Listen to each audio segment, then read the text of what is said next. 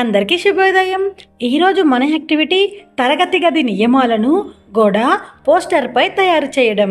కార్యకర్త ముందుగా పెద్ద చార్ట్ పేపర్, చెత్తను చెత్తబుట్టలో వేయడం, చేతులు పైకెత్తడం మొదలైన చిహ్నాలను అందుబాటులో ఉంచుకొని ఆధార్శీల పేజీ నెంబర్ 74, 75లో ఉన్న యాక్టివిటీస్ పిల్లలతో చేయించాలి.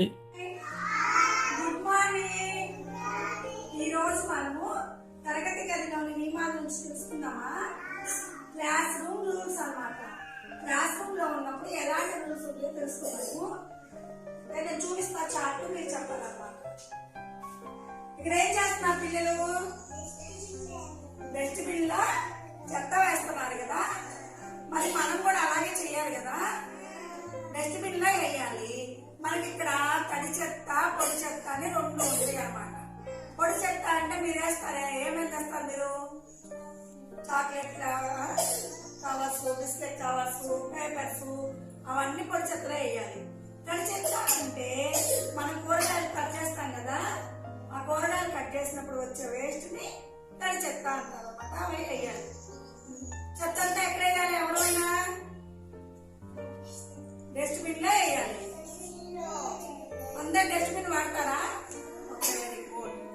ఇప్పుడు క్లాస్ రూమ్ లో ఉన్నప్పుడు స్టోరీ చెప్పినప్పుడు ఏదైనా క్వశ్చన్ అడిగాను అనుకో, మిమ్మల్ని ఏం చేయాలి? మీరు హ్యాండ్ రైస్ చేయాలి. ఇప్పుడు పిల్లలు ఏం చేశారు? చేయి పైకెత్తారు కదా, ఇలా చేయి పైకెత్తి నేను చెప్తా అని చెప్పాలన్నమాట. ఇక్కడ పిల్లలు చూడండి ఏం చేస్తున్నారు? కొట్టుకుంటున్నారు. క్లాస్ లో ఉన్నప్పుడు కొట్టుకోవచ్చా?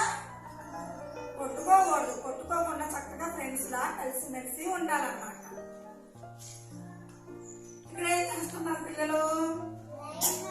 లైన్ లో నుంచున్నారు. మనం అన్నం తినడానికి వెళ్ళేటప్పుడు, రీసెస్ కి వెళ్ళేటప్పుడు, ఇంకా ఏదైనా ఆట ఆడేటప్పుడు ఏం చేయాలి? మీరందరూ లైన్ లో నుంచోవాలి.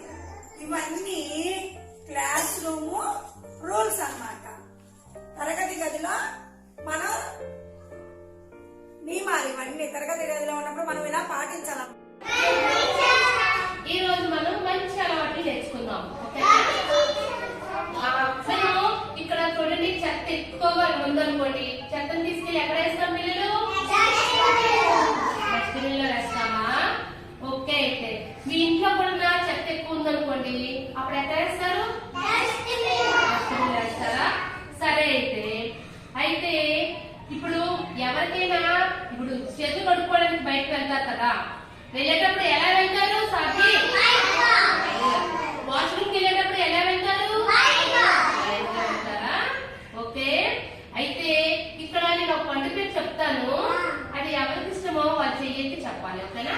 యాపిల్. అయితే ఇక్కడ చూడండి, సాత్విక్, వీక్షిత వాళ్ళిద్దరికి యాపిల్ అంటే ఇష్టమంట, అందుకే చేయి పైకెత్తి చెప్తున్నారు. ఎవరైనా వచ్చారనుకోండి, వచ్చినప్పుడు ఇలాగే అందరు కూడా చేయి పైకెత్తి ఒక్కొక్కరుగా చెప్పాలి. ఓకేనా? ఈరోజు ఈ యాక్టివిటీని మన అంగన్వాడీలో చేద్దామా? Thank you.